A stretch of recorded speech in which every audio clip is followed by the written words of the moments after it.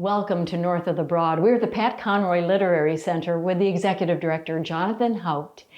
Hi, Jonathan. Hi, Robyn. And we're actually in the writing room. Pat would have called this his writing room. That's and right. This is his desk. This is the largest exhibit piece we have. This is Mr. Conroy's desk.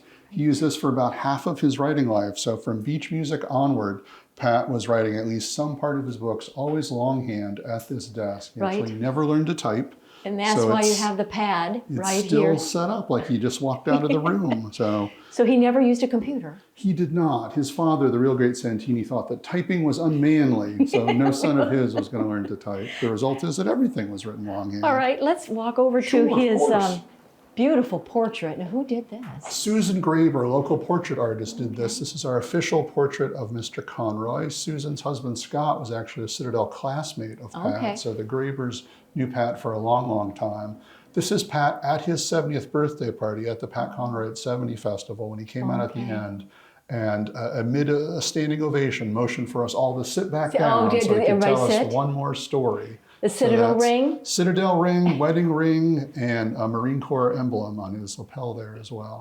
Do you think, when you look at this portrait, do you really feel Pat? I see him in this. This is Pat's storyteller, expression, and pose. This is very much him, ready to tell us some masterful tale that we are to sit and listen to. Right.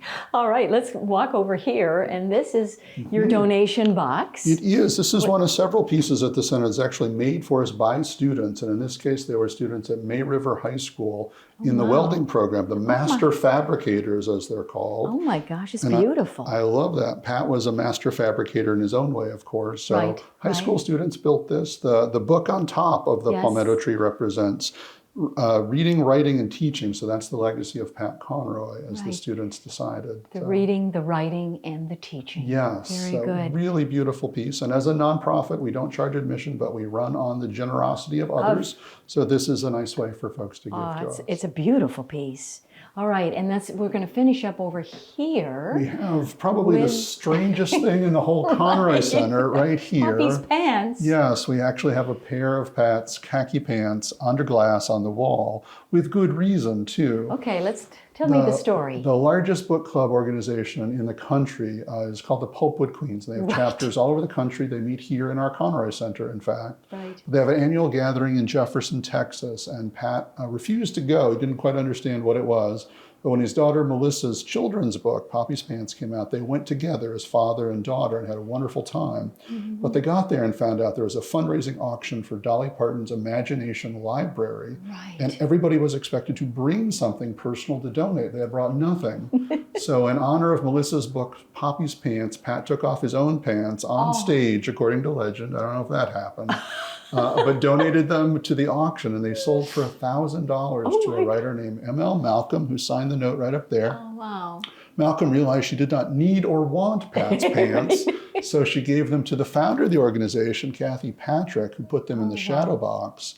Kathy told me the shadow box cost her $800. Wow. So $1,800 have now been spent on this particular pair of Pat's pants. But it's emblematic of his generosity in the same way the donation box is. This is really Pat giving generously in a very comical way. So it's a lovely piece to be able to show here in Pat's writing room. When people come and visit and they come into this room, what kind of reaction do you get? They feel both the presence and the absence of Pat Conroy stronger in this room than in any other room in the center. There's something about being close to his desk where those stories are actually given form on paper and seeing the empty chair there that really gets to people's hearts in powerful ways. It chokes them up probably a little bit. I've seen people break down in tears here any number of times. You are kidding. Yes, this is a really powerful room to be in.